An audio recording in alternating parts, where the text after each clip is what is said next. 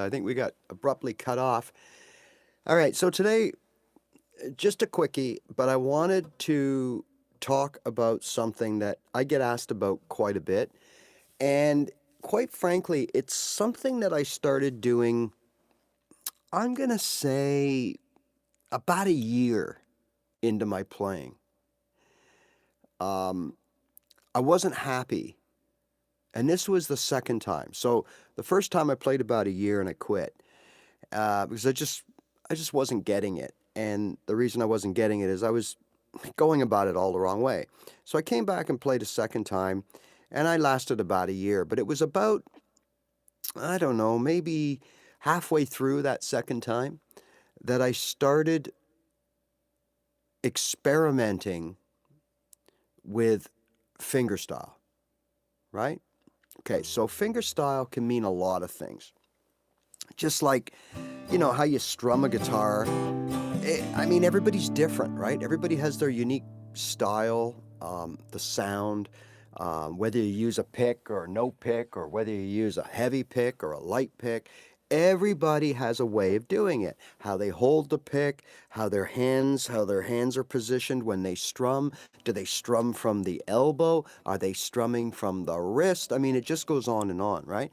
Well, sometimes you think, oh, I'll just finger pick because then I don't have to worry about all those different variations. Well, that's not true because remember, we're all different. So our styles are going to be different. The way our arms and joints and everything move, our fingers, our wrists, are all going to be different. And quite frankly, we're going to have different versions of what kind of sound we want to create. Okay, so for all of those reasons, finger picking isn't, oh, well, I'll just do this and that will solve everything. No. In fact, it should be looked at really more like another weapon in your arsenal, another tool in your bag. I mean, look, don't get me wrong, there are people that after a certain amount of time, they put down their pick and they never pick it up again. Okay?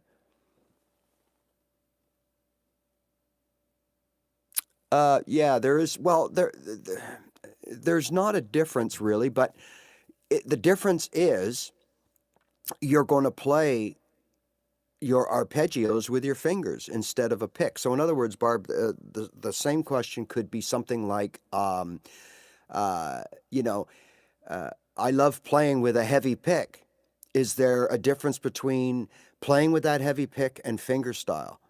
So, or arpeggios, right? Or, that type of thing. Is there a difference between using a heavy pick and arpeggios? Well, the reality is arpeggio, playing arpeggios is a technique. And how you play that technique is completely up to you. So the quick answer to your question is, there's really no difference whether you use your fingers or a pick to arpeggiate anything. But we're going to go through that as well. And to be honest, for me, playing fingerstyle is a lot about arpeggiating your chords. So it's not all about strumming. In fact, I tend to play more notes than I do chords. And having said that, when I say notes, I don't mean scales or riffs or anything like that. I actually mean, arpeggiating chords, right? So we're going to cover that today. Uh, Call the air. You just started playing. Okay, if you've just started playing, hello, bedtime with Ashita. Thank you. Hope all's well in India. Look, if you're just starting out or whatever, the best thing to do, in my opinion, or what worked for me, was keep it simple. So I urge you to subscribe to my channel, go through the channel, and you'll see all these videos, especially the ones catering to beginners.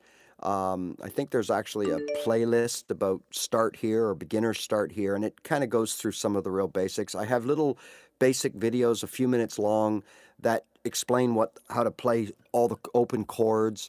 And I mean, these are things that if people take them for granted. But if you are learning to play, These are things that you really need.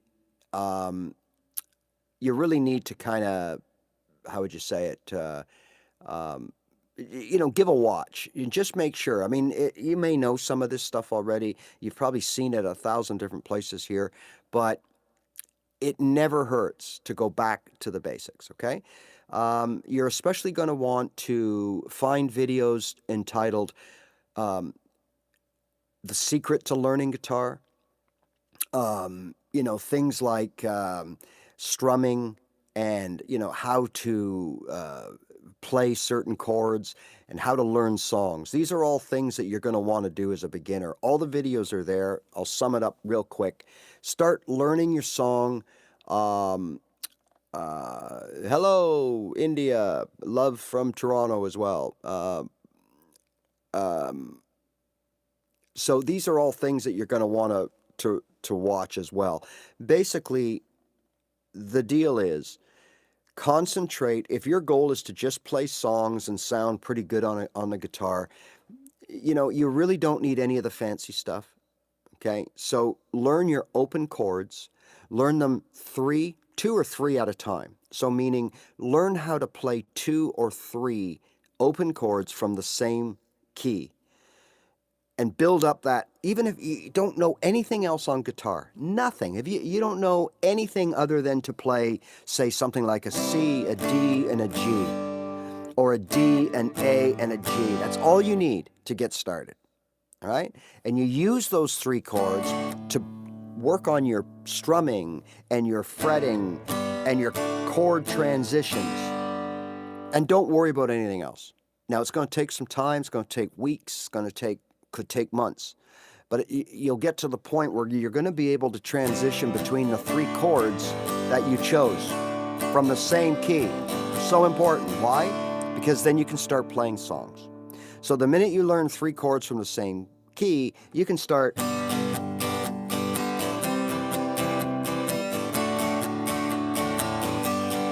Now you're starting to sound more musical. Now, what should happen at this point is like you should start getting into, oh wow, I'm really good at this. I'm getting good. Oh, this is amazing. I can't believe I'm making something sound musical. I've never done that in my life, and all that kind of stuff, right?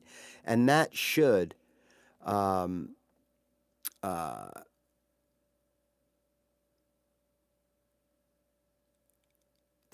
help. That should get you going, and that should start motivating you to put the time in. I'm just going to tell chat to do it. Yeah, sure, you can do that too. You ain't going to bother me. But if you're going to do that, you definitely don't need to be coming to channels like mine. So, play viola, sin, and play piano, which will help me a lot. Oh, of course. Yeah. Yeah.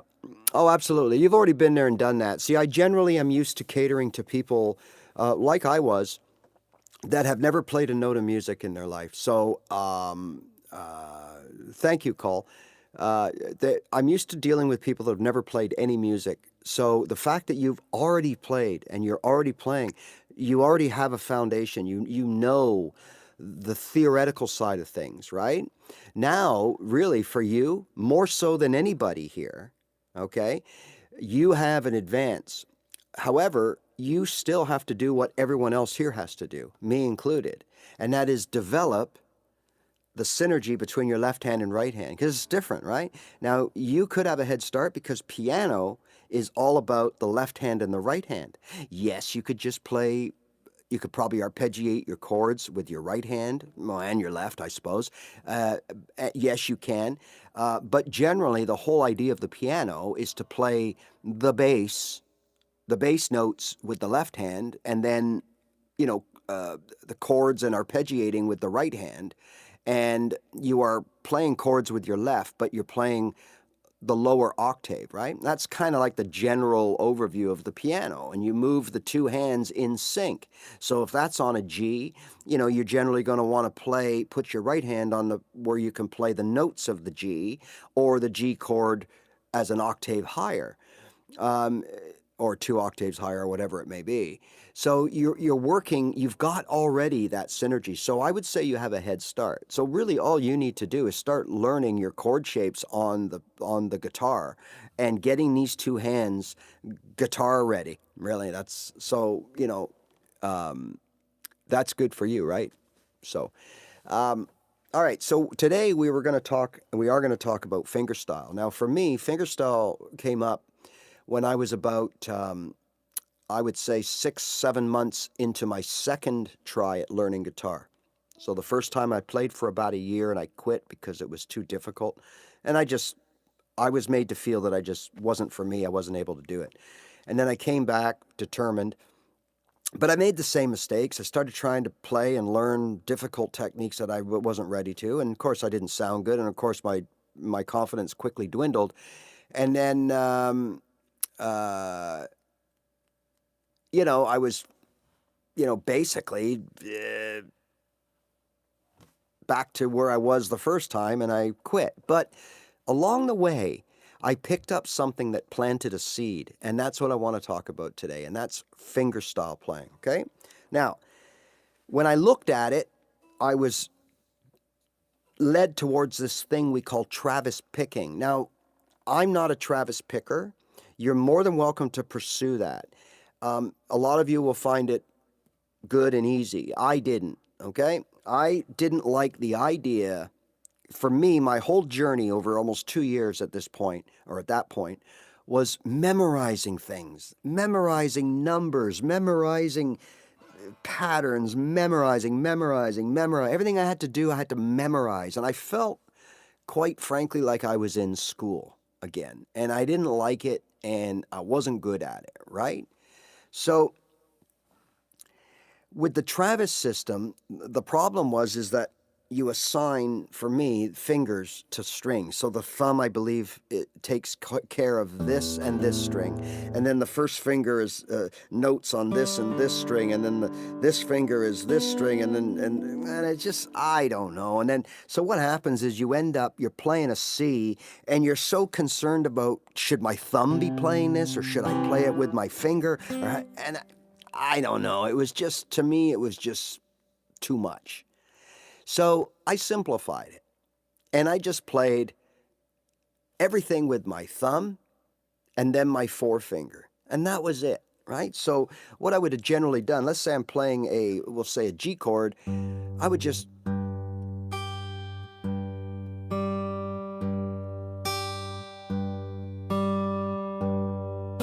right, and there you go. I hit a bad note. That tells me I was either muting a string, or I was not fretting it properly. Now, in this case, what I'm not doing, if you notice, I am not playing licks or riffs through the use of scales or note runs or the diatonic scale or anything else you want to call it. I'm not doing that. I'm actually playing chords. Now, this is called arpeggiating your chords. And as someone asked earlier, Barb, it doesn't matter what you do or now what you use to arpeggiate. I'm using a pick right now, but I could easily... Now, as you can see, if you watch my right hand, really, I'm only using my thumb and my forefinger. It may look like this finger does something and maybe this finger, but I'm not. And if I am, it's only briefly, and it's really accidental. And I find that's all I need to do what I need to do. Now, what I also do is I kind of alternate between picking out the notes of the chord and strumming the chord. And I strum it with either my thumb or the back of my finger. So my thumb, fleshy, when I want something soft and mellow, I'll strum. Play the sides, the notes with the side of my thumb. But then when I want something a little bit more, same chord, I haven't changed my left hand. I just flick the nail, run it over the strings like that. Now, if I'm coming up and I want to grab a note, I'll pick it with my finger. Now, I don't grow long nails. I find those to be very... I just find they get in the way, okay? And I find sometimes, like, I've seen people with really long nails, or they have those acrylic nails or whatever, and I find my nail gets caught in the string and it's just not a smooth sound. So I like to have just a little bit of a nail. So for me, when I want to invoke the nail, I'll move my hand accordingly or my finger accordingly to make that happen, as opposed to the nail always being there ready to go, right? That's just me. Now you may find you want a bigger nail. That's up to you. So again, what I'm doing here is this is a general G chord. Now I could be strumming this chord, putting a strumming pattern on it, right? Or any kind of whatever I want to do. That's great, it works. I could be using a pick on it. No problem. But when I fingerstyle it, or when I fingerpick it, what my goal is here is I am going to use all of the strings that make up the chord. So what I mean by that is in a G, we use all 6 strings. Remember that part of learning your chords where it not only tells you what notes to fret, but how many strings that you have to strum. So on a C chord, we strum 5 strings. On a D chord, we strum 4 strings, right? On a G, we do all 6. On an E, we do all 6. On an E minor, we do all 6. On an A minor, we do 5. On a D minor, we do 4, right? That's the important, that's all you have to know, okay? So what that means, fingerstyle is, or arpeggiating style, is you can play any string that makes up that chord, and it will sound good. So for example, if we're playing a D, we're going to fret our D just like we would if we were strumming it, okay? Now I know that I can play 1, 2, 3, and the open 4th string, because those are the strings involved in making an open D. So with my finger and my thumb as a finger picking style, okay?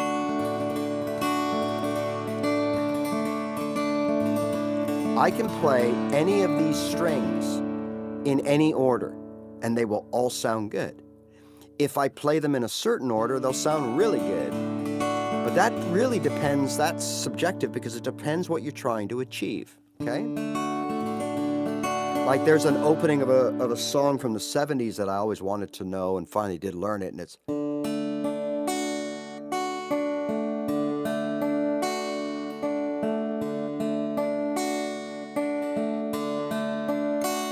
And that's the opening of the song, and it's like, that sounds really cool, and I could never figure it out or do it or know what to do, right? So, you know, it's kind of, you know, it was a breakthrough for me when I found out that all they were doing was playing a D chord and just... And then you use your ear to figure out what... As long as you stay in those 4 strings, you can play anything you want. You use your ear to figure out what strings. So now you start, it becomes, how would you say it? It becomes just second nature. You are not memorizing. You are not saying, okay, I got to play 4, 1, 3, 2, 1, 4, 3, 2. That, I'm going to tell you right now, if you do that, you're welcome to take that approach, but don't call me from the asylum, because that will put you in the loony bin faster than anything. That will just add frustration. It's got to be instinctive. It's got to be natural, right? So you play around with it. You first have to, you know, you're going to look at first, but you first have to make sure that you're restricting yourself to the 4 strings of the chord or the 5 strings of the chord.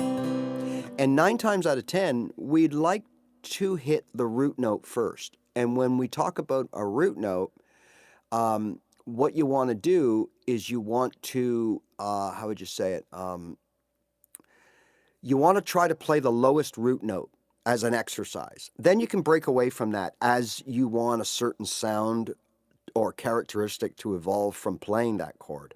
But if you start off by always, if I'm playing C, if I hit that root note first, that root C, that sets everything up to sound good after.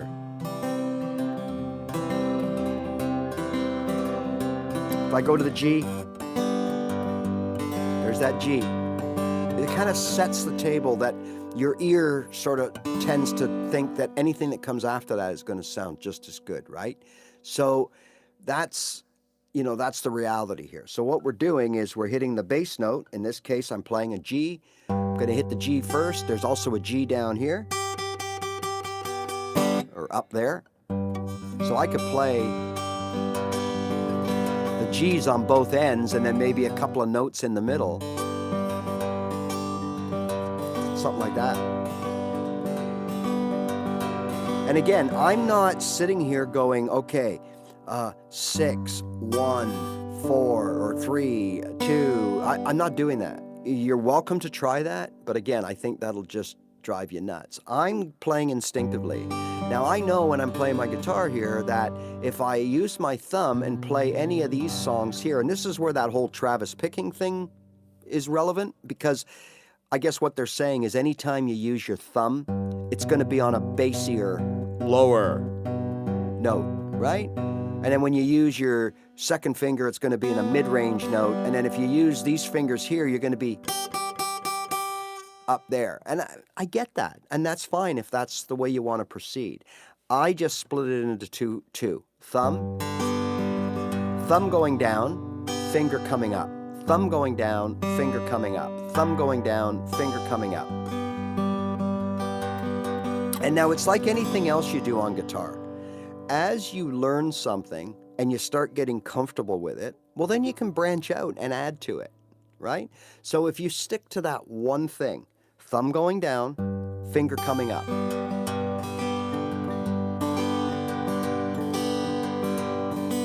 And you start just playing. Now, it's not going to sound great at first, right? If it does, you're ahead of the game.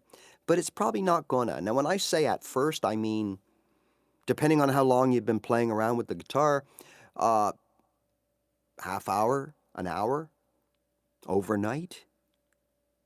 If you are still a raw newbie, and this is something you're trying because you just don't like the idea of strumming with a pick with the chords, it might take a while longer because you really don't have a clue, right? And you don't have any kind of coordination built up yet with the two hands. And so it's going to be a lot tougher for you. It's going to take you longer. But if you've been playing many months and just deciding to try out fingerpicking, or a year or whatever, you should take to this pretty quick, especially if you just keep it to the two fingers, finger and thumb, right? Thumb down, finger up. Now, when you start getting comfortable, the next step for me was integrating the sound or the technique of picking and strumming. Now, notice how they kind of flow.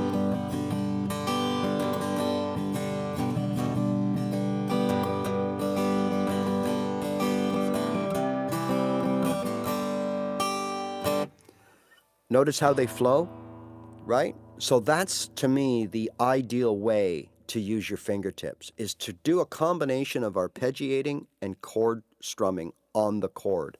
I'll get back to that thought in a second. I bought an electric guitar 3 months ago and still can't play anything. Okay, well, Uzi, the first question I have for you is, what do you want to play? Okay, so if you bought the guitar with a certain thing in mind, that you want to play certain band songs,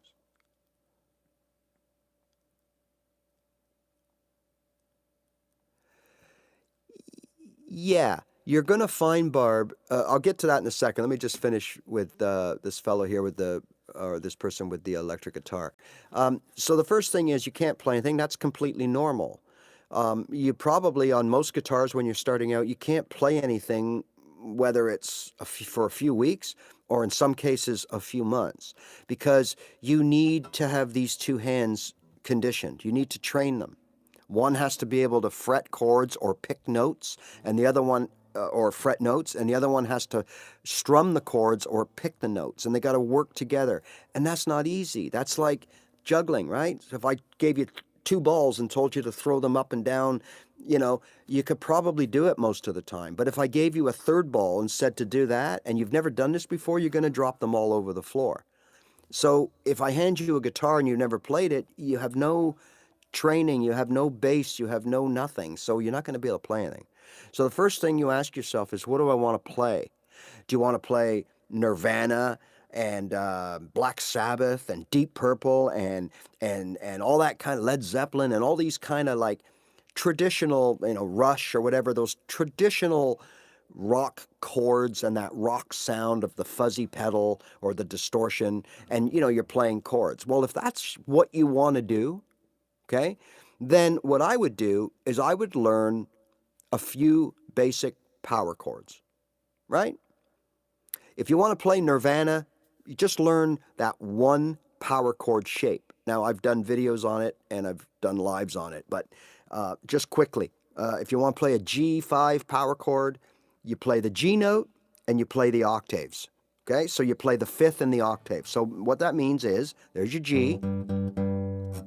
You put your ring finger on one string down, 2 frets over. That's the fifth note of the scale. G is 1, A is 2, B is 3, C is 4, and D is 5. And that's your D right there. So there's your basic power chord shape. Now, if you move that down one string, that's all you need to know. You're only going to play power chords over these 2 strings, either the 6th or the 5th. And then the other finger will be 1 string lower than that. And then if you want, you bring in the pinky under the ring finger, and that's your octave. So what that means is, there's your C, and there's your 5th, which in C would be C, D, E, F, G. So this note will be a G, okay? Now, there's your power chord. So Nirvana, or any of these bands like that, you would just play.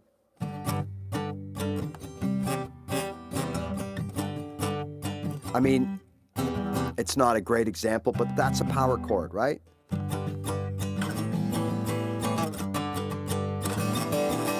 That's a power chord. You slide that shape up and down the neck and up and down the string set over the first 2 strings. So that's what I would do if I were you. If you want to be a lead guitar player, then you're going to start learning your scales and start picking out your notes, starting slowly, learning your scales, building speed, getting to the point where you know where all the notes are, what they are, and how to play that scale, and then you move to the 2nd position, 3rd position. So I know I'm being very general because I don't know, what it is you want to do, okay? So, if you want to play like some of these guys that you mentioned, Hendrix, Stevie Ray Vaughan, Jimmy Page, well, guys, those guys played for their life. They put in thousands and thousands and thousands of hours of practice. But the basis of where they started would have been power chords and scales and open chords, right? And that's what you got to figure out. Now, personally, I would recommend starting, if all you have is an electric, that's fine, but I would start on an acoustic guitar, and I would start just learning chords. So if you have an electric guitar, you just strum your chords, you play your open chords on your electric guitar, G, C, and D, and you start there, and you start the process of building up these 2 hands, okay?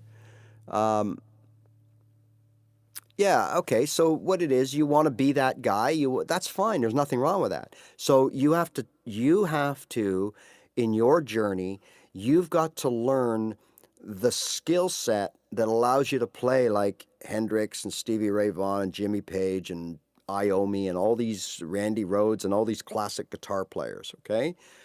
And your journey is going to be different than my journey or someone else's journey that wants to play acoustic pop songs or rock songs or country songs or write their own songs, and they want to be a strummer as opposed to a chord, a scale player, a note player. It's going to be different, right?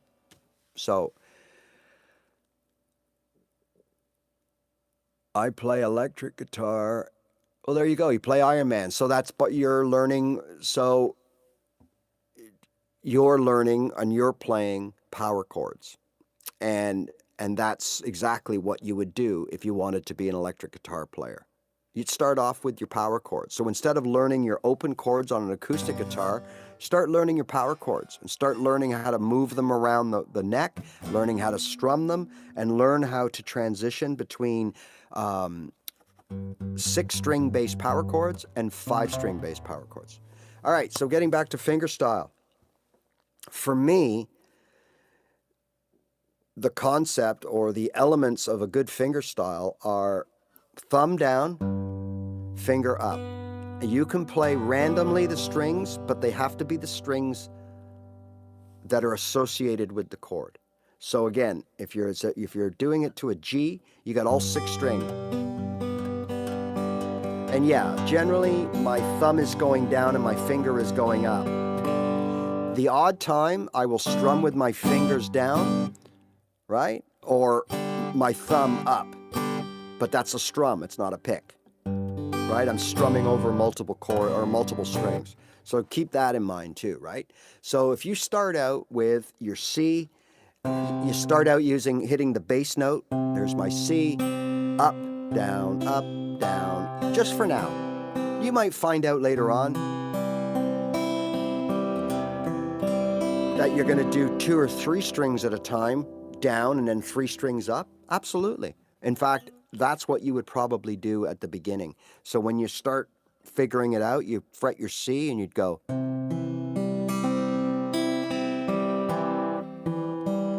Just to get the feeling of getting your thumb in the right place and getting your finger in the right place. It's not musical. You're not going to be making any music. And it's going to be sloppy at times and buzzy. But eventually, you're going to go down all the strings and up all the strings one at a time, and each note will ring out crisp and clear. Then you can start mix and matching.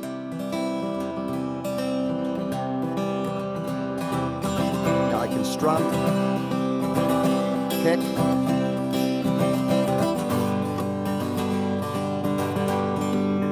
so I'm picking, strumming, picking, strumming, right?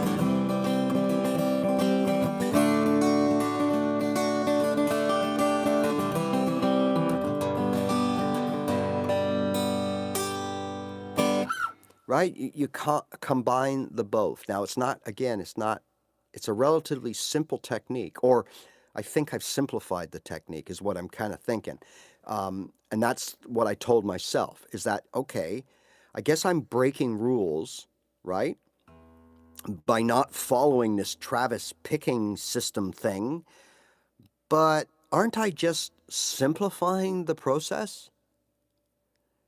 And I mean, I've never had anyone give me a valid argument to say otherwise. So really all I'm doing is I'm just taking all the guesswork out of which fingers go where and saying, all right, thumb goes down, finger goes up. So even if I'm strumming with my thumb, a lot of times I will, right? So if I'm playing a G, for example, and I got, well, you might be playing it this way, and I got this G note fretted at the bottom, I can pick it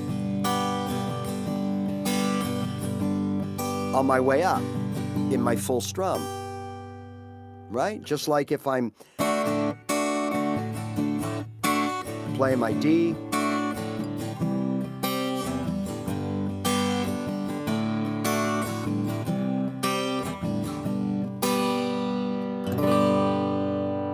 so it's really a combination.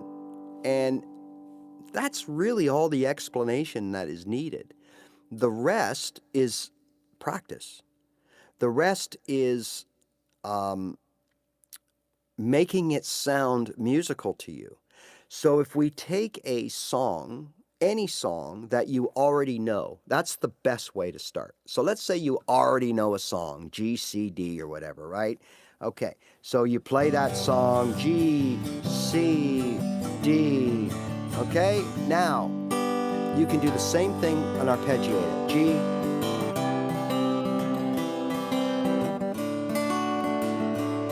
and use your ears to decide where to pluck.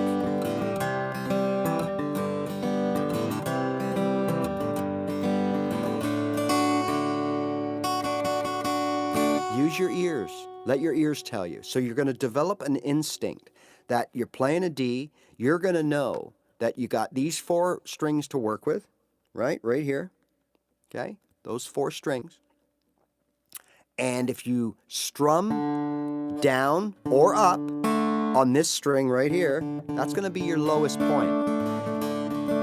And as you move down, meaning up, but down on the guitar to the bottom, you're going to find the strings are higher, the notes are higher. So you would factor that in when you change over to the C. The same thing is going to happen. Your lower notes are going to be here, and your higher notes of the chord are going to be here, right? When you go to the G, again, your lower notes are going to be strings 6, 5, and 4. Ready? E, A, and D strings. And your high notes are going to be the E, B, and G strings, whether you go down or up. See, the whole thing of this is whether you strum or pluck the string down or up, it's going to sound the same. So here's down and here's up. They sound the same. It's convenience. It's fluidity. Why do you come up with your finger? Well, because it's simple. Because my finger is already down here. So I'm going down and I'm going to come up. Down, up. There you go. There's your wrist, right? There's your down, up, down, up, down, up, down, up, down, up. It's built in. It's common sense, right? Okay. So let's not overthink this. And again, getting back to my first point was that when I first looked at Travis picking, I was overthinking it and I didn't like it. It was too many things to think about, too many things, you know, and you may be of the person that really doesn't care if you mess up, right? You go, I messed up, I don't really care. I'm not that person.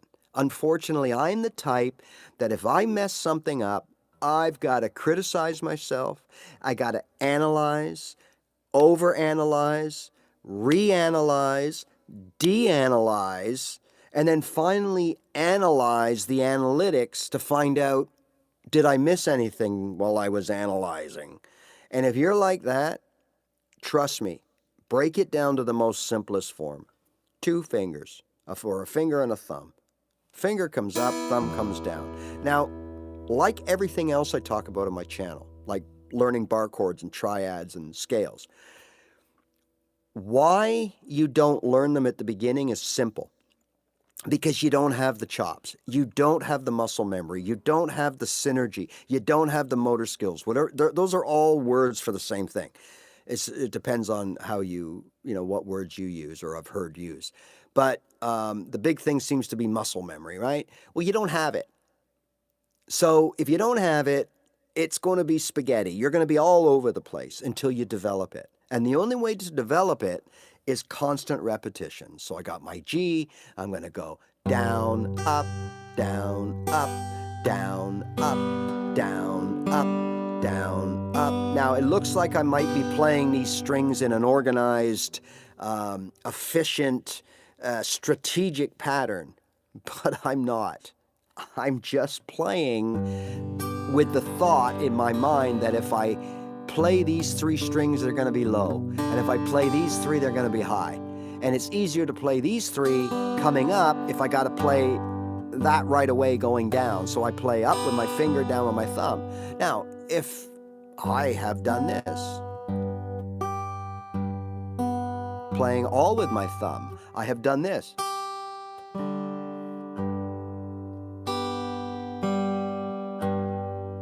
All with my finger. Because it was slow, I wasn't rushed, I didn't have any obligations for speed, and I could do that. It was natural for me to do that. But once you start adding a tempo and a rhythm and you want to actually start singing or whatever, and you're playing the music, you want to be like the song, you might not have, it's just not convenient to play down here, and down here. You need the quickness. Down, up, down, up, down, up, down, up, down, up, down, up, down, up. Okay? So once again, if you've never done this before, it will seem sloppy at first, but it's simple rules. Play your open chord the way you would play it. Well, heck, play your bar chord if you want.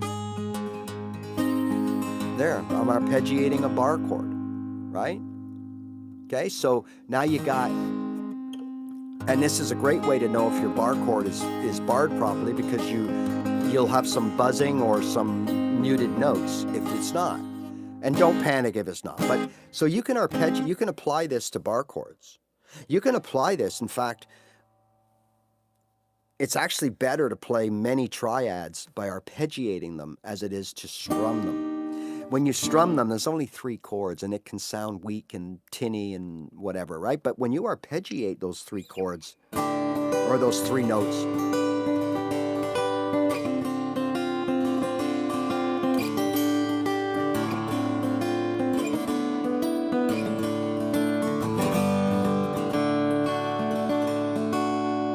it can sound a lot better, right? So that's the whole thing with finger picking. So again, the rules are only use the strings that are involved with your chord. So 6 strings, all 6 strings are in play for arpeggiating on a G, all 6 strings on an E, and an E minor, right? On an A, we got 5 strings we can use to arpeggiate. On a C, we got 5. On an A minor, we got 5. Okay? Then we get into our Ds. D major, we got 4. D minor, we got 4. If we're going to arpeggiate an F played like this, like a triad, we got 4. Remember, the root is always going to be on your ring finger. Ring finger root for the F. Ring finger root for the C. If I play it this way, I got my ring finger root here. If I play it this way, I got my ring finger root at the top end of the G. Okay? If I play my E minor this way, I got my root here. My A minor, my root is here. Okay? The only one that isn't is the A. The root note of the A is actually on my big fat middle finger if I play it this way.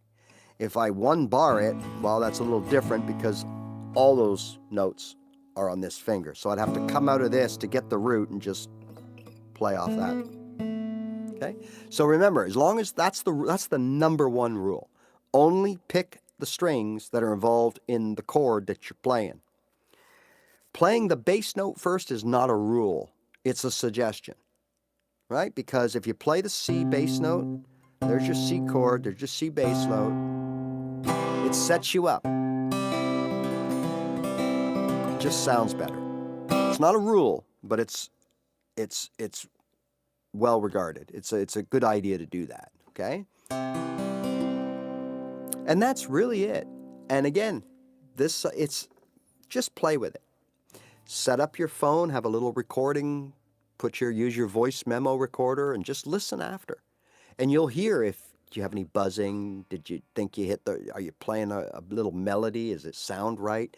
You know, use your ear, trust your ear. You don't have to be a professional musician to trust your ear, right?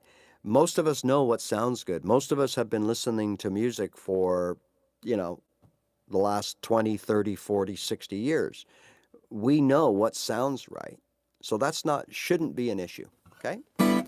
So if anybody has any questions about fingerstyle playing, now's the time, because this isn't a topic that needs to have, hours and hours on it. It's actually quite simple. The real, the difficult part of this is the physicality of doing it. And again, as long as you stick by the rules, the very few rules that there are, which are only pick the strings that are in the chord, right? That'll get you started in the right direction. Now, I want to show you something. So we'll use G because it has all the strings, right? Hello, Jose, how are you? We'll use that because we can use all 6 strings. Now, what I'm doing now is no set pattern. I'm just freelancing. I'm just wheeling. If I want it to have a bassier, I'll stay up here on this part of the guitar. 6, 5, and 4.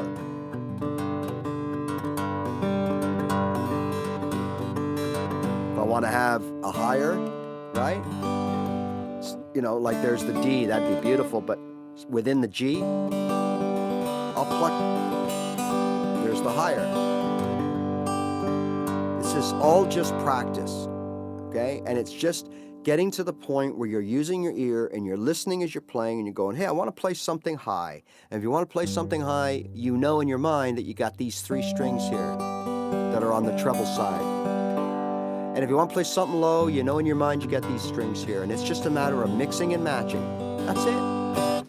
So just start trying it and see how it works. So I'm assuming everybody's good with that.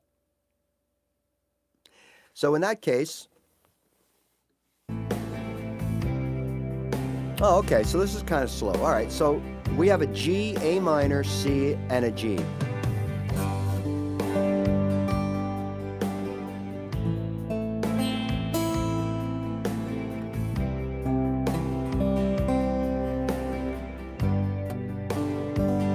This is the way you start.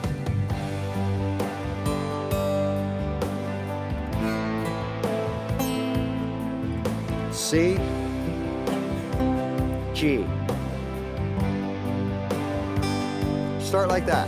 And that might even be too quick, right? Start with something very slow, right? And you'll be just fine. All right, so just a quickie today. I just wanted to talk a little bit about fingerstyle. Again, if you come up with any questions after, you can ask or comment by email, which you'll see my email address in the channel description. I think it's on the first page when it says more. You click on that and all this stuff comes down.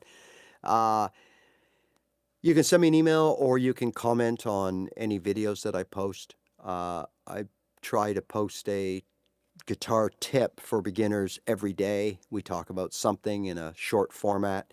And I will be resuming very shortly full-length videos, and we'll be setting a schedule for our lives as to when I'm online, so you can set your schedules accordingly. But other than that, remember, if you want to start to play the guitar, first question you got to ask, what do I want to do? What's my goal? And again, if your goal is to be a professional musician, then your learning curve or path is going to be one way. If your goal is to just have fun, play some songs, play your guitar at a party or a campfire, and you just want to be good, but you just want to play songs and have fun, then your learning strategy or your journey is going to be something different than this person. So the first thing you got to figure out is, what do I want to do? Look, what I would do if I were you, unless you are just dead set on being eventually a professional, like a really well-seasoned type of musician that can go into studios and be a hired gun, to be part of a successful band, a touring band, a band that is a professional musician band, then you need to learn everything there is about the guitar. The conservatory way, okay? We'll call it that. Got to know all your techniques. You've got to know your degrees of scales. You've got to know all of your theory, and you've got to be good. And you have to probably attain what they usually say is the 10,000 hours of mastering your craft. That's what you need, right? Is 10,000 hours. That's what they tell you. So you better start, because at an hour a day, that is 365 hours a year, okay? So you're looking at 3 years to 1,000. You're looking at decades to master your craft. If you play 2 hours or 3 hours a day of good, solid practicing, well, now you're looking at your 10,000 hours being somewhere around the 3 to 5 year mark. And that makes a lot more sense. But if you're like most of us and you're already in your and you better be young, Okay?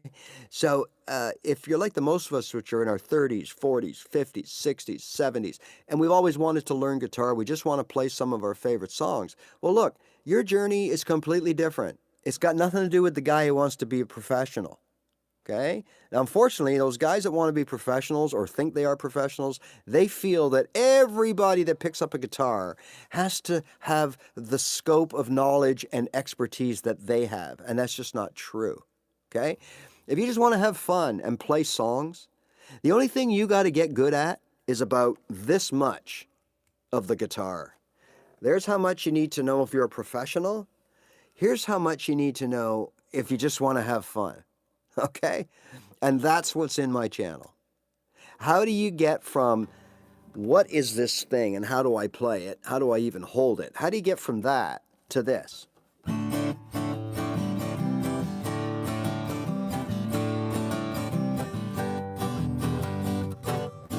I don't know, whatever the lyrics are, but I'm playing music. How do you get from nothing to there? And as quickly as possible, because we don't want to wait a year or two so that we can sit around in a campfire and play a song. We want to do that tomorrow, okay? Well, it's not going to happen tomorrow. But if you block out all the other noise, all the other things you don't need, and just learn your chords, learn 3 open chords in the same key, and start learning how to get these hands, I call it the guitar foundation, get these hands working together. Play those 3 chords like they've never been played before. It's going to take a while. It's going to take months, weeks, whatever, in some cases a year. But it really should be in a few weeks, you should be able to play between 2 or 3 of these open chords. Really kind of, you're going to make mistakes. You're going to land, of course. But generally, you're going to play them pretty well. Once you can do that, then to turn that into a song, honestly, it's about 2 things. It's about your right hand and your brain. That's it. Because the only difference, check this out, okay? I learned how, and most beginners learn how to play a C. Some learn how to play an A. Some learn how to play a G. Some learn how to play a D. Or an F. Wherever you start, whatever you do, whatever your repertoire is. These are just basic open chords. But when we're playing them like this, or even more simplistic as a beginner, it's usually like this. Okay? This in no way is a song. It's in no way a riff or a lick or whatever you want to call it. It's just not. Okay? So that's the reality. The 2 things that are going to turn what we just learned into a song is your right hand, when we develop a sense of rhythm and timing, and your brain, which is going to tell your right hand, how many beats am I on that C for? 1, 2, 3, 4. 1 and 2 and 3 and 4 and 1 and 2 and 3. 1 and 2. 1. What am I on there for? You put those 2 things together, right? Through practice, through repetition, through all that stuff. You just put those 2 things together. Your mind, which is telling you, okay, we're not a beginner. We're not doing the down 4 downs. We gotta do a down up, and we gotta do this chord 4 times, but that chord 2 times, and this chord 8 times, and that chord once. There's that going on with your head. And then there's your right hand that's able to do that. So we can take those open chords that we just know how to do this, right? That's all we know how to do, and there's nothing musical about this. We're just playing chords. But when you add those 2 things in through practice and repetition, you might have something like this.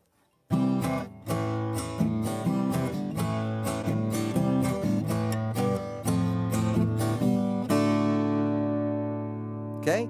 Now, I'll do it again in case you missed it, because this is a very well, I'll use a pick. It's a very well recognized chord riff, okay?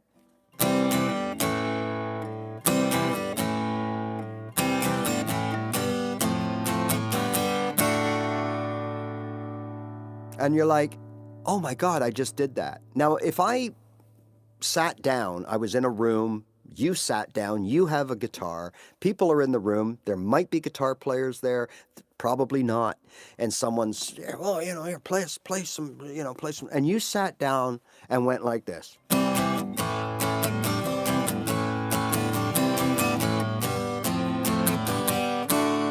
Right? People would think, oh my God, this person, what a guitar player. But let's look at what you did. Let's look at what you just did.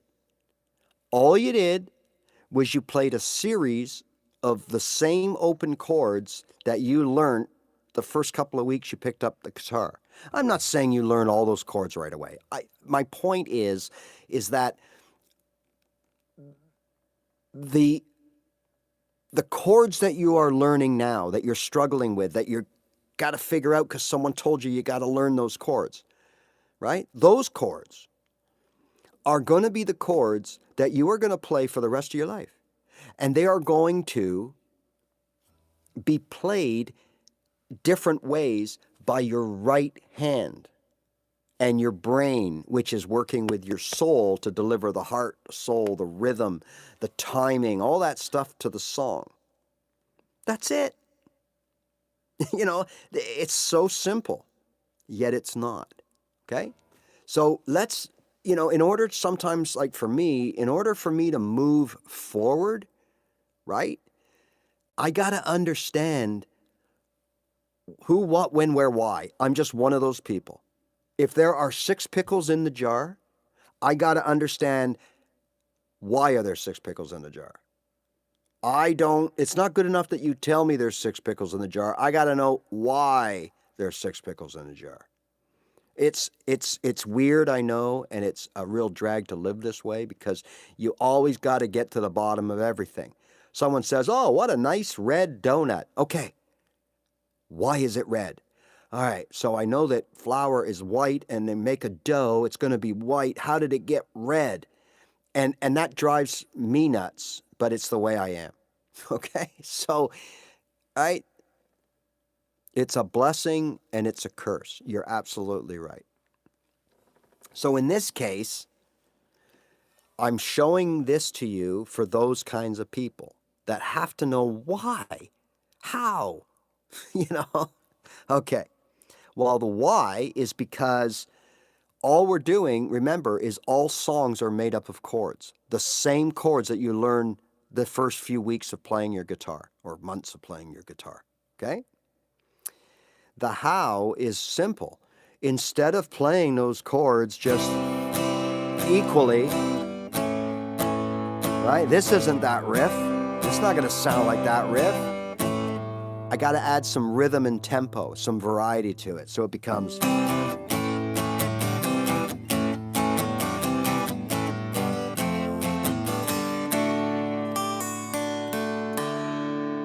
Okay?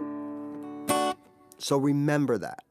This isn't rocket science. This isn't an elite thing that only certain people can do.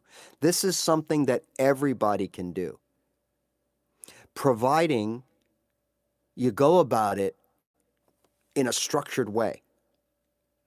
Learn your open chords. Use those few open chords that you do start with, 2 or 3, no more. Use those chords. So let's say it's C and D. Use those chords and nothing else to start building your right hand, whether it's picking or whether it's fingerstyle. Just play those 2 chords until you can play them in your sleep backwards, okay? Then you can add some speed. Then you can start doing things with your right hand. Then you can add a 3rd and a 4th chord, right? So all of a sudden, you go from C to D. Now you're at A minor, G, C, A minor, G. Right? Now you're starting, you know, you got it. But what are you doing when you strip it all down? You're playing a G, a C, a D, and an A minor. Okay? When you learn those 3 or 4 chords, you then realize that, oh my God, look at all these songs with the same 3 and 4 chords. And what separates them is the way you play those chords. It's real simple, right? So, where, oh, where could my baby be? Lord took her away from me. Right? On the bombs and the bomb. Da da da da, in the da, da da da, da da da, ba ba ba ba. Every breath you take.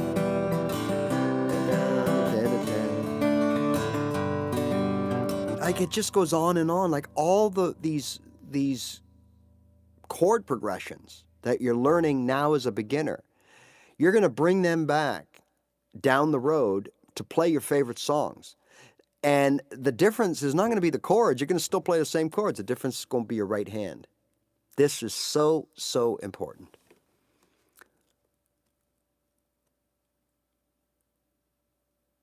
Oh, you got to put, absolutely, you got to put thousands and thousands and thousands. The chord switching is crucial. And the chord switching, again, is a product of rhythm, tempo, and soul. And I use the word soul like that's what's coming from within you. Okay? That is what controls how you strum that chord. Right?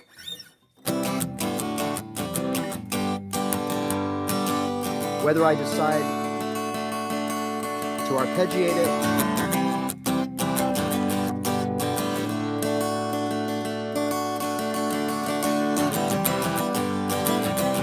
still G, C, D.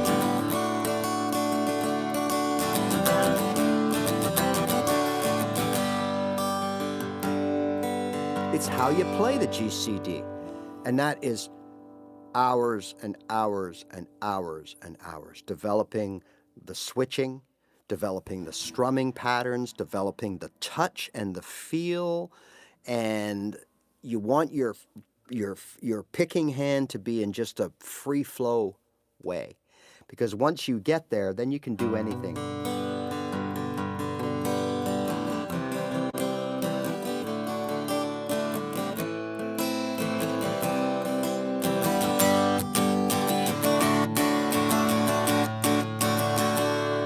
Anything, right? This is nothing, there's no skill. This is all hard practice, repetition, over and over and over and over, and that's all it is. All right, so look, for you raw beginners out there, some of you are thinking this is still overwhelming. I get it. And it's a lot of things are gonna feel that way to you for a long time. At least, you know, probably 6 months, maybe longer. And then there's some of you that are sitting there thinking, oh my God, is it possibly that easy? And again, the answer is yes, it is that easy. All you're doing is you're learning open chords and you're learning how different ways to strum them. That is the secret of this whole thing. But it's getting there that's the killer. And it's so important that you weed out all that other stuff that's going to distract you from this one goal. Yeah, Barb, I think you've mentioned before that you like the fingerstyle thing, right? Yeah, remember, don't think about rules, all right? Get in a relaxed situation, get in a relaxed position, strum or fret your chords the way you normally would, okay, however it is you do that. But approach it, just slow everything down and approach it differently. So let's, just as a guideline, let's start with the root note and just get your thumb on that root note and right? And get your eyes closed and figure out, I mean, you got to look at first. That's fine. Look at first. But your goal is you want to start on the root for now, okay? Now, I would go closest, furthest, closest, furthest. So meaning closest to you, the root note is C on C, this is the closest string here to me. And then I would take the furthest one, right at the end, pluck it up with your finger, okay? And then do that again. Repeat that and get a bit of a groove going.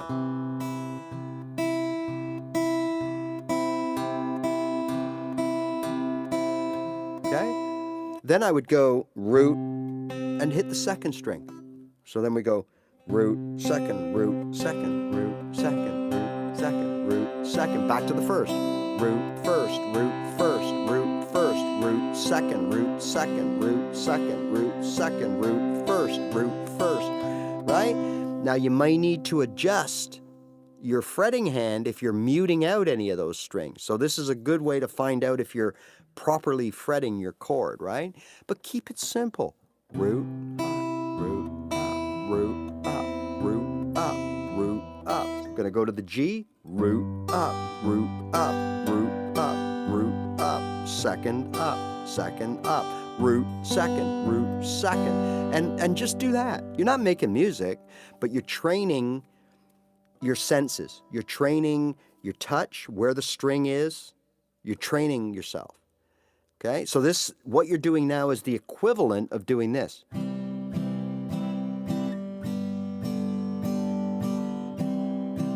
When you were a beginner. Now, you're doing the same thing. You're playing chords, but you're playing them different. So you got trained.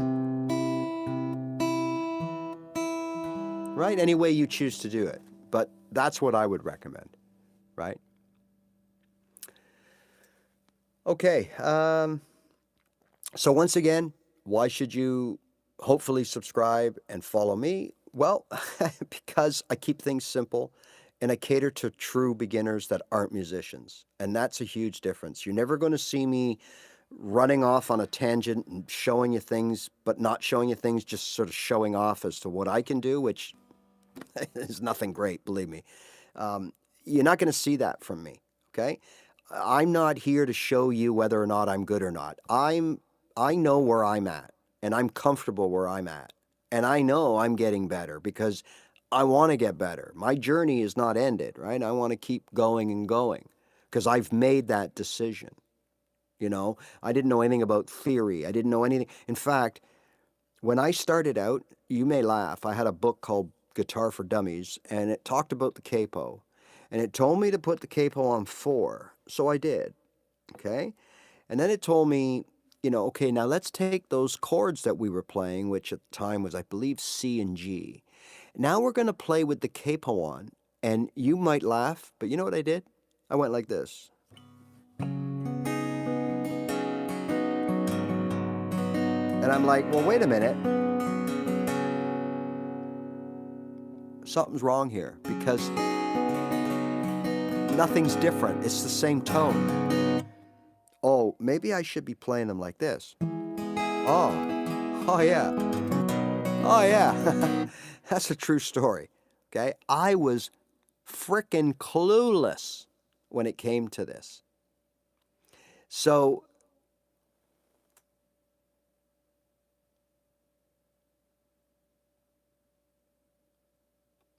thanks, John. Hey, well, you know, look, I'm the same. I've been playing a while now, and I learn every day, and I learn from other people. You know, a lot of times you can't learn everything. I mean, you got to dedicate your entire life to this if you want to learn every single thing. That's the way I feel. And, you know, but we can take little things here and there, and especially little things within what you're already doing that you're not doing. And you see someone else doing, oh, wow, that's exactly how I play. I could be doing that, you know. Or you use it as a way to expand your horizons, expand your knowledge base, and expand your technique base, right? So, great. I'm glad, you know. Everybody learns from everybody. And I do have people on here that, like yourself, have played a long time. And for the most part, I mean, they could easily just reach out and just go, you know what? You know, you're an idiot, you're this. I mean, I do get some of that, but, you know, for the most part, I think everybody understands, no matter how long you've been playing, there's always something to learn, right? There's always something maybe you didn't know, and you can learn from everybody, and that's great. So thanks for your comment. And I do know I have a lot of people that follow me that have been playing for a long time, or had played for a long time for many years, and then didn't play for 10 years or 20 years, and are getting back into it. And even though they know and they have a foundation, it's rusty, and maybe they've forgotten some things. So, that's cool. Yeah, I like to try to keep it simple. I am nowhere near, nor do I want to be considered the best guitar player, because that's not me. I play mostly open chords. I play bar chords. I play scales. I know all that stuff. I play it. I sit here at night and rip off all the scales and play the backing tracks. I can do all that. It's not my thing, right? I know power chords. I have an electric guitar. I could play some Nirvana. All that. It's not my thing. I don't really have much interest in that. I respect it. I like it. I often see people playing. Go, you know what? Next week I'm just going to play my electric guitar. I'm going to brush up on my power chords. I'm going to play some Nirvana songs. Maybe another time. So. And that's the thing that I learned, was that once I realized how vast this instrument is, and that people like me, I'm only scratching the surface. Most of us are only scratching the surface of what we can do on this instrument.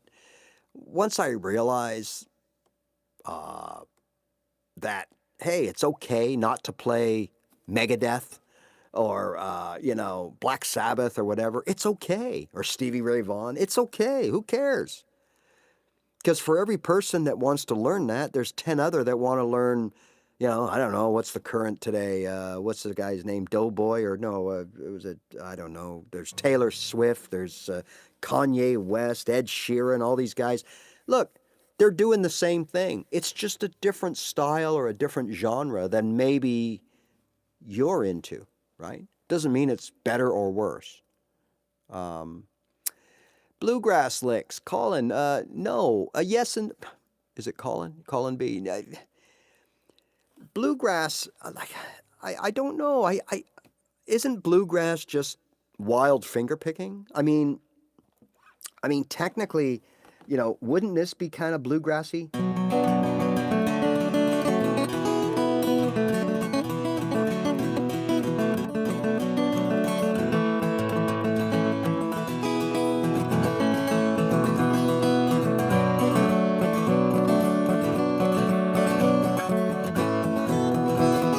Isn't that kind of, is it that? Is that what makes it bluegrass? What makes it bluegrass? Is it the chords that are used? Because as far as I know, they're all open, regular chords. So, so,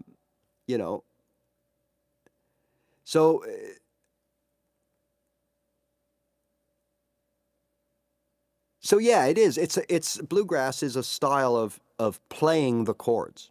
There's no, so for example, if you're going to play the blues, you're generally playing off that A or the E, right? You're playing all these little, kind of things. I don't know, you're playing these little walk-ups and walk-downs and turnarounds and fancy bluesy kind of stuff, right? But I think you're right. Like bluegrass, really, you're playing the same chords. It's the way you're playing them, right? You're flat picking them, But so as far as bluegrass licks, I would probably, if you consider this,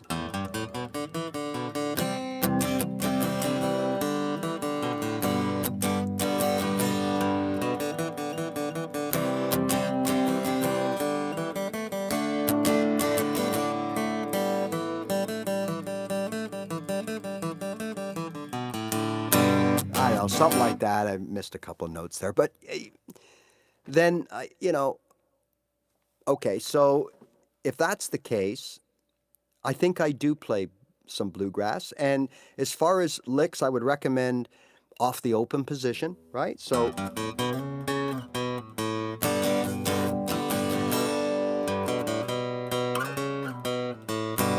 or you might want to go,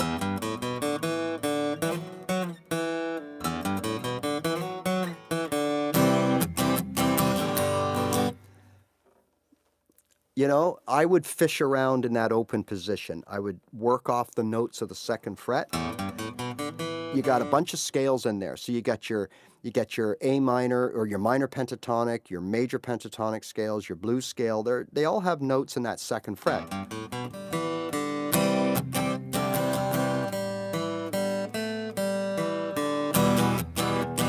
Right? I would use those notes as the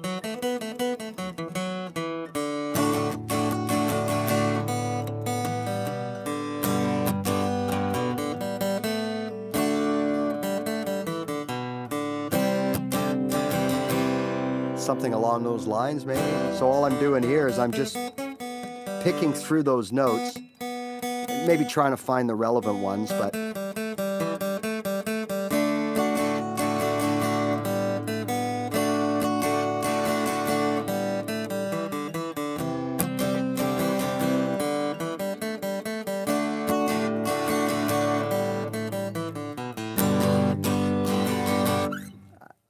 something like that, maybe. I don't know. But yeah, I mean, again, what is that though? Like, what is that? That's just practice, right? You can tell I'm a little out of practice, although this is my favorite area to play the guitar. I do like this area here. Absolutely, I like this area. Right around here on the guitar. There's some really interesting stuff here, right?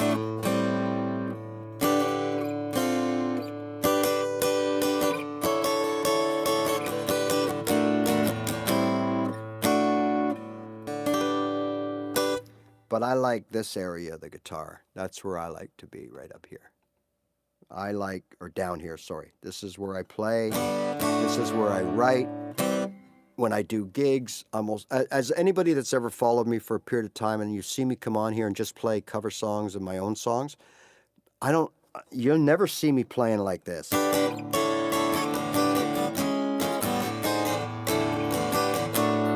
You really won't see me playing like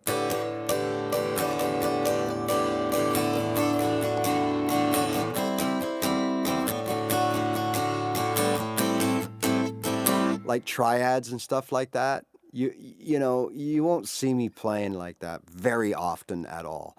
Especially when I'm singing, I like to keep things simple. And for me, the simplest thing is playing my open chords, right?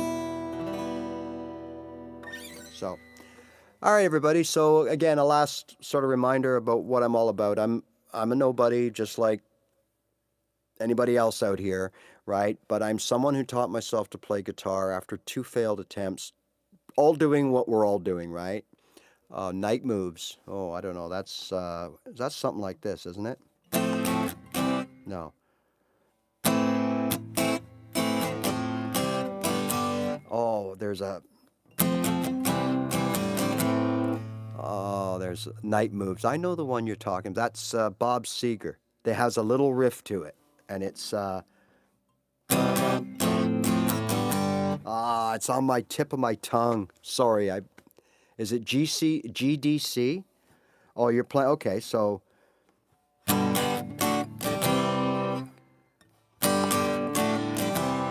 No, that doesn't sound right to me.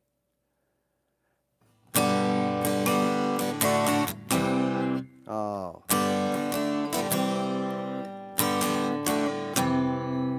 Oh, Night Moves. Now it's bothering me because I know that song. I used to play that song, but it's been so long since I have. I don't have my stuff with me, but all that is that you? I don't know if that's it. I don't think that's it. There's a woke last night to the sound of thunder. Yeah. Do do do do do do. I can't get it now that I'm trying to get it in my head. I can't. I'm sure you understand what's going on right now, like because it's pressure, right? But I used to play that song, and there's that boo doo doo doo doo doo. There's that lick. So I mean, if I sat here and just gave me 5 minutes and just figured it out, I'd be on it. But anyways, sorry about that, Frank. But But again, playing something like that,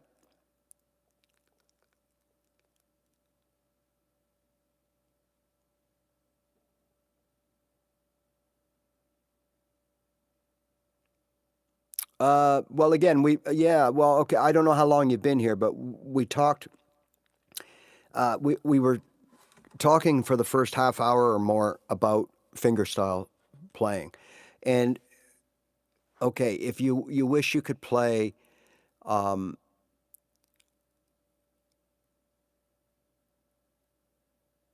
you wish you could play fingerstyle. Okay. Well, look, I mean, I don't really know any James Taylor per se. Fingerstyle is just, remember, I know some of you that have already heard me say this, but fingerstyle, remember, this part of fingerstyle is no different than using a pick, playing chords, playing songs. You're playing chords. So in James Taylor's point of view, here, let me just do this, okay? Let's just do, I'm just going to quickly, okay, so what we got here? Let's pick a song, okay? All right, so now I got some chords here, right? When you're down, I don't know if he uses a capo a lot, so I'm going to put a capo on 2, but when you're down,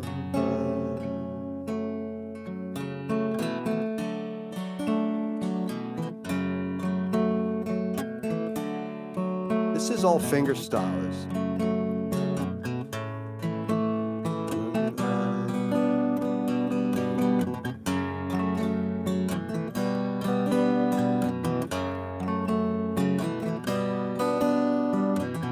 So I'm just playing an F.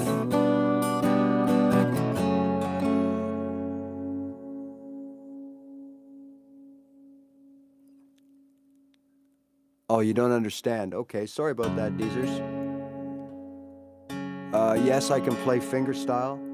The James Taylor is you'll find you'll get a lot more success playing fingerstyle with him. Let me just find something here that we know.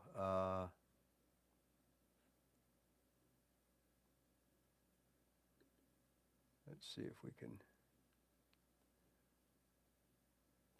All right, so let's say we go, whenever I see your smiling face, I have to smile myself, 'cause I love you. Right?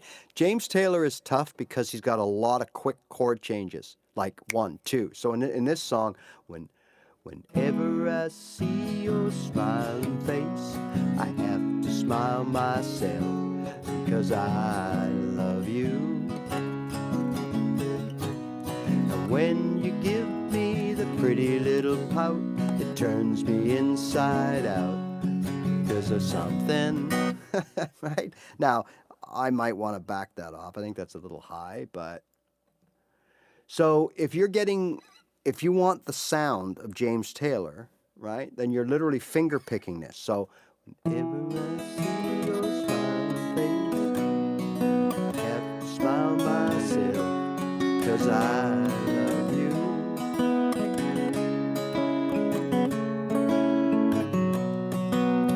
When you give me that pretty little pout, you found me inside out, 'cause I love you.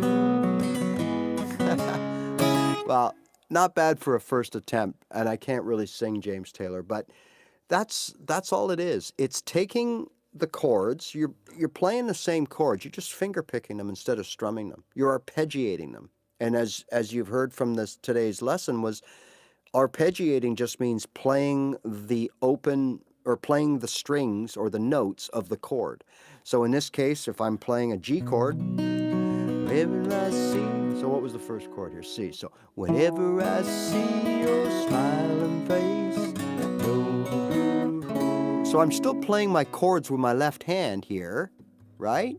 The way I would, but instead of strumming them, so if I strum them, it would be, whenever I see your smiling face, I smile myself, because I love you. Okay, so instead of playing that, I'm playing, whenever I see your smiling face, I have to say myself, because I love you.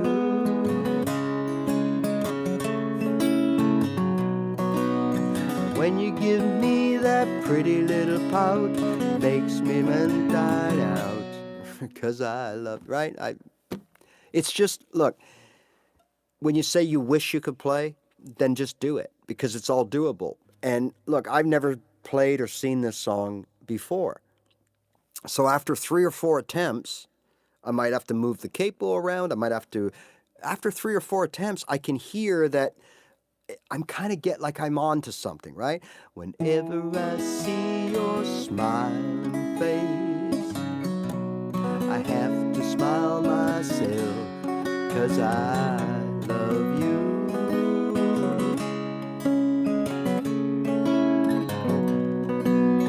When you give me that pretty little pout, right? It's coming. It's there after only 3 or 4 things. Now remember, even a seasoned professional, if you go up to them and say, play You're a Dipshit by the Toucan Do Band, they're going to go like, what? And you go, yeah, just play it. It's in the key of F. It's going to take them. They got to figure it out, right? We're not robots or, and jukeboxes. Like, you got to figure it out. And the people that can do that, this is generally all pre-rehearsed, and they have this repertoire in their head, and they can play all these songs. So if I'm going to go play a gig, I'm going to make sure I have down my 30 or 40 songs plus my own songs that I'm going to play, and I'm going to go over them. I'm going to tighten them up. I'm going to make sure I understand and know them. I haven't forgotten the lyrics. I haven't forgotten the chord changes and all that kind of stuff. And I'm going to put in some pre-production here. Okay, so that when I go to the gig and I have my list, I can execute them because they're fresh in my memory, right? So if you want or wish you could play somebody, then that's where you're going to focus your practice around. You're going to Google James Taylor songs. You're going to get the chord progression, find out if there's a capo involved, and know that he's a finger picker. You're going to play your chords. You're going to approach them in a fingerstyle way. So whenever I see your smiling face. See, I don't agree with that G there. Whenever I see your smiling face, I have to smile myself. And I don't even like that D major or that D minor. So I would go, whenever I see your smiling face, I have to smile myself, because I love you. We're getting better. We're getting tighter. So remember, that's another thing here. When you Google songs, these aren't the professional versions. In fact, if you go to a variety of the websites and punch in the same song, you're going to get many different versions. And then you're also going to get the same version from the one guy that posted on guitar or whatever, and then he posts on chord whatever, and it's the same version, right? So, you've got to use your brain and your ear when you listen to yourself, what works and what doesn't. Now, I've listened to that song over my lifetime many, many times. And when I sit here and watch and look at this, okay, this is a guide. It's not law. So the guide says, okay, capo 4, C. Whenever I see your smiling face, I have to smile myself, because I love you. See, there's certain chords here that I've skipped over because I just don't think it. And even if I put those chords in, I'm still really, they're probably just what we call passing chords. And those are chords that you're playing an F and you want to get to a G, so you C to G. F, C, G. But you don't have to do that. You can go F, G, F, G. But you can go F, C, G. C would be what we would call a passing chord. I mean, you can get by without it just fine. And when you're singing and people are listening and they're getting an overall perception of the song, they're not going to know whether that C should be there, whether the D minor should be there, whether it should be a D major or a D minor. I wouldn't worry about it, right? You know, I don't know any Creed stuff. I'm just not a fan of that. I'm not a fan of them at all. Sorry. I know a lot of people worship them. It's just not my thing. So I've never really, when it's not your thing, you don't have any interest in playing any of the songs, right? So, but once again, the approach should be the same, right? You Google the chords, you kind of run through the chords and see if it makes sense in your ear. Does it sound like that? And make adjustments or eliminate certain chords, right? But yeah, guys like James Taylor, Jim Croce, maybe even some Cat Stevens, he plays chords, but he also finger picks. So you have to remember that if that's their style. If you're going to play Joni Mitchell, you're going to be prepared to use weird tunings and you're going to finger pick. If you're going to play, Bon Jovi, well, you're going to play G, C's, and D's and E minors and you're going to pound away. And, you got to remember, you have to adjust your playing style to those of the songs or the bands that you're trying to cover, right? So, now you got that song in my head. Whenever I see your smiling face. See, I don't know about that, going up to that G like that. Whenever I see your smiling face. Whenever I see your smiling face, I have to smile myself because because I love you.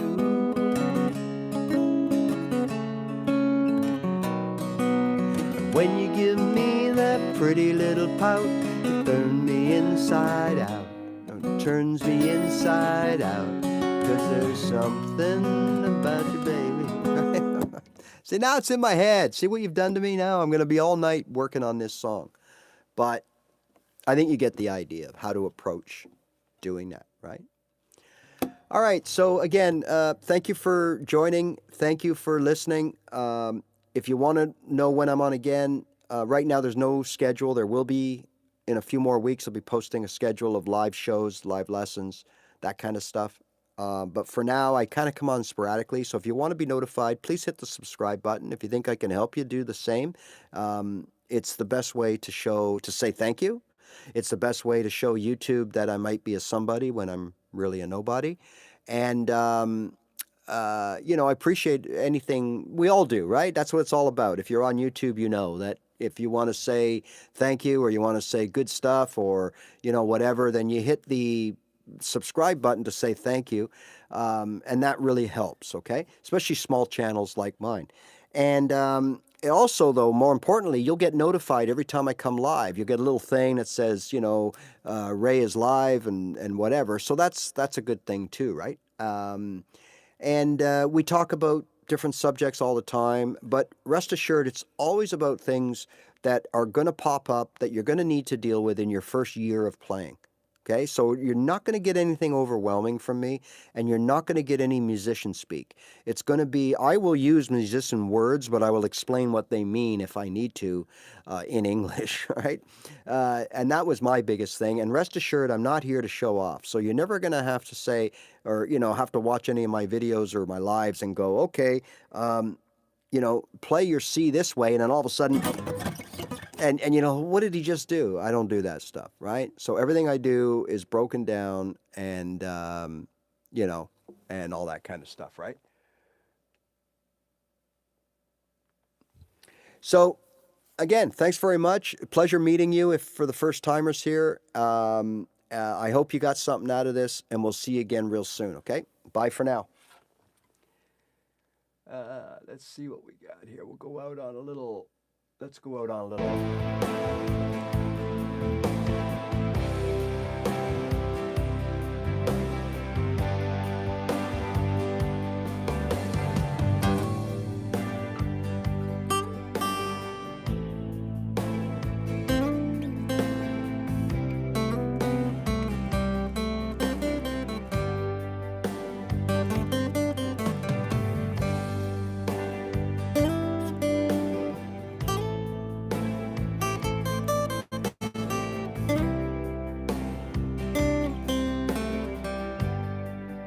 minus that one.